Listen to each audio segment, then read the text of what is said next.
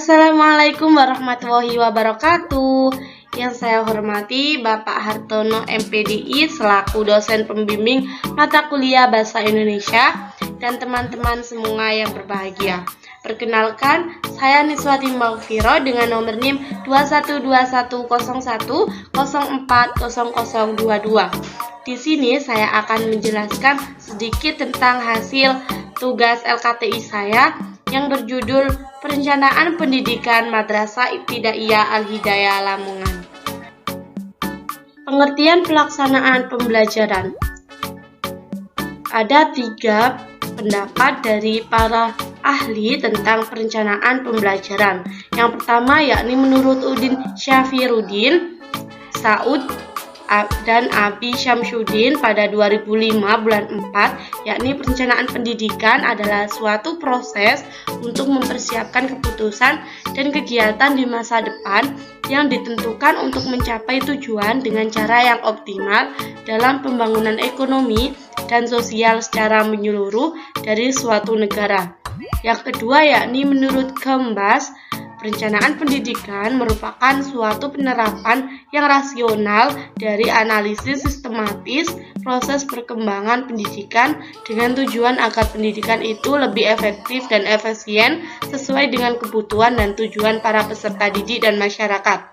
Yang ketiga yakni menurut BBCE, seperti yang telah dikutip oleh Answir pada 2005, yakni perencanaan pendidikan adalah penerapan dalam menentukan kebijaksanaan prioritas ekonomi dan politik sistematis dalam berkembang dan berkepentingan negara dan pelayanan masyarakat yang mencangkup dalam sistem tersebut.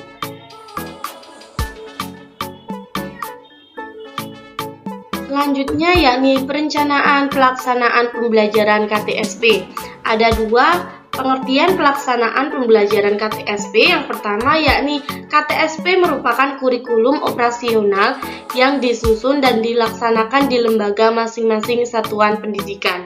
Yang kedua, menurut Badan Standar Nasional Pendidikan KTSP meliputi dari tujuan pendidikan tingkat satuan pendidikan, struktur dan muatan kurikulum tingkat satuan pendidikan, kalender pendidikan, dan silabus. Selanjutnya yakni perencanaan pelaksanaan pembelajaran RPP Kurikulum 2013 atau yang sering juga disebut dengan K13.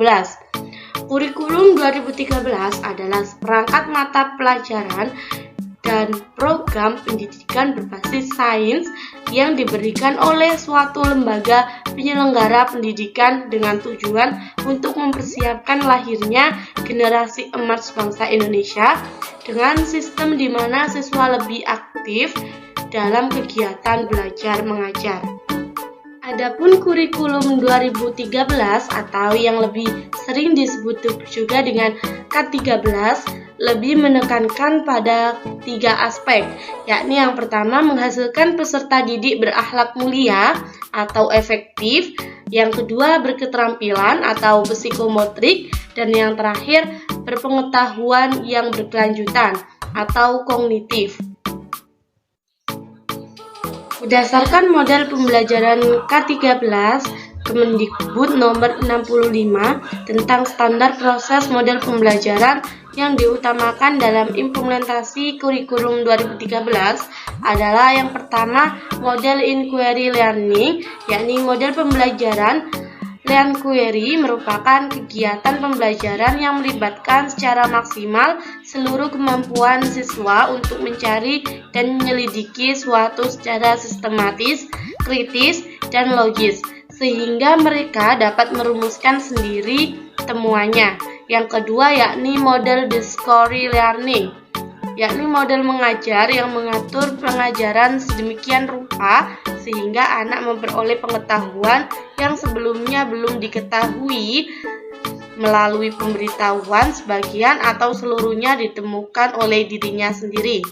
Yang ketiga yakni model based learning, model pelajaran yang bercirikan adanya permasalahan nyata sebagai konteks untuk para peserta didik dalam belajar dan berpikir kritis dalam berketerampilan dan memecahkan masalah dalam memperoleh pengetahuan.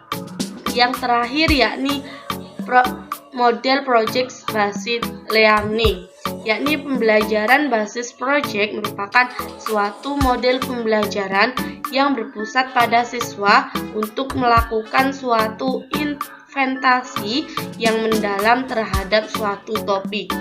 Kesimpulan dari penelitian dan pembahasan tadi tentang perencanaan pendidikan untuk meningkatkan pembelajaran pada sekolah dasar, maka sebagai guru sebaiknya perlu memahami peran penting adanya perencanaan. Perencanaan pendidikan merupakan suatu rumusan rancangan kegiatan yang telah ditetapkan berdasarkan visi, misi, dan tujuan pendidikan dalam memuat langkah atau prosedur dalam proses kegiatan untuk mencapai tujuan pendidikan.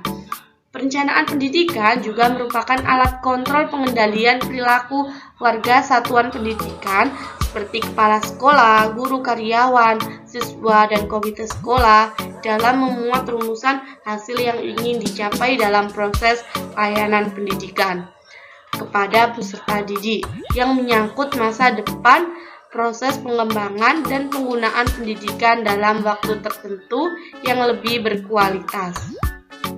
Baik, mungkin hanya itu yang bisa saya sampaikan. Apabila ada salah kata, kurang lebihnya saya mohon maaf yang sebesar-besarnya. Billahi taufik wal hidayah, waridho wal inayah. Wassalamualaikum warahmatullahi wabarakatuh.